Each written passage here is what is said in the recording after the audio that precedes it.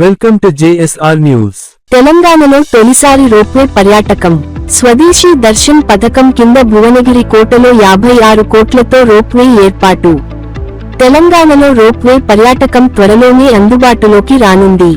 స్వదేశీ దర్శన్ పథకం కింద భువనగిరి కోటను 56 కోట్ల వ్యయంతో అభివృద్ధి చేసేందుకు పర్యాటక సంస్థ తాజాగా టెండర్ను పిలిచింది. హైదరాబాద్, వరంగల్ జాతీయ రహదారి నుంచి కోట వరకు కిలోమీటరు దూరం రోప్వే ఏర్పాటు చేయనున్నారు. రాష్ట్రంలో ఇదే తొలి రోప్వే కానుంది. ఏకశిల రాతిగుట్టపై నిర్మించిన భువనగిరి కోటకు శతాబ్దాల చరిత్ర ఉంది.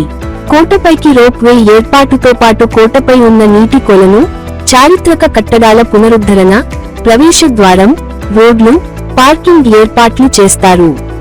భువనగిరి కోట ప్రాజెక్టులో భాగంగా రోప్వే కోసం 15.2 కోట్లు ఖర్చు చేయనుండగా 30 మీటర్ల వెడల్పుతో యాక్సెస్ రోడ్డు, పార్కింగ్ వంటి నిర్మాణాల కోసం 10.7 కోట్లు, ప్రవేశ ద్వారం, టూరిజం సదుపాయాలు, చారిత్రక కట్టడాల పునరుద్ధరణకు 10.3 కోట్లు, ఇతర ఏర్పాట్లకు 11 కోట్లు ఖర్చు చేస్తారు. మీకు తాజా real estate, tourism, market updates అందించే విశ్వసనీయ వేదిక JSR న్యూస్.